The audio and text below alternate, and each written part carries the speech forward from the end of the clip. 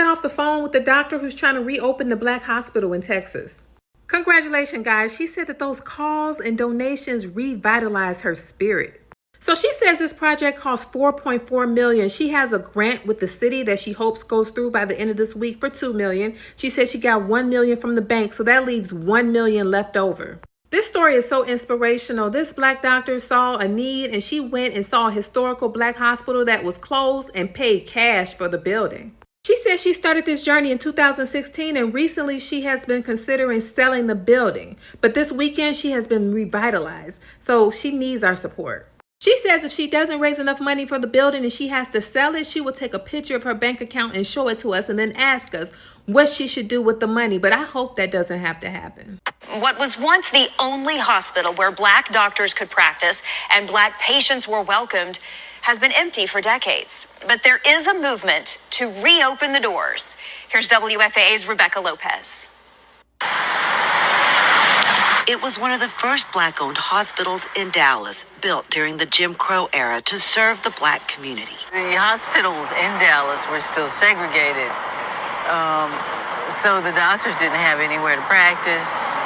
The patients didn't have anywhere to go to get really good, caring medical treatments. The outside is adorned with the paintings of doctors who opened it, doctors who made little to help many. I mean, these guys probably were paid with chickens and cornbread. They were happy, they were proud, and it was a big task. It opened in the heart of Fair Park and was called the Forest Avenue Hospital, but Forest Avenue became MLK Boulevard, named after the civil rights leader. It has a spirit of its own. This on so many levels, this is worth restoring and keeping as part of the city of Dallas's history. Over the years, the Black-owned hospitals across the state slowly closed. At this point, all of those hospitals are now closed, demolished. This is the last one standing. So it has a lot of historical value. The hospital sat empty for decades until Dr. Michelle Morgan decided to buy it and fix it. The roof leaks, the inside is demolished, and it will take millions to restore. But the foundation is strong.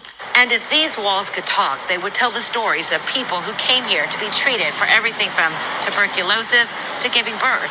And that's the hope, that this hospital will be reborn. We would love to have some type of an urgent care type of facility here as well.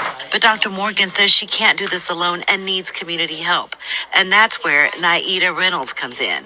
She has her own podcast and is using her voice to help raise money for the hospital through charity events. All the funds are going towards helping revitalize this wonderful piece of history. She says as a native Dallasite, she just couldn't let the hospital be torn down. This is a big deal to be able to help the community. You know, everybody deserves equal care. It doesn't matter what your socioeconomics is. They want to get the hospital up and running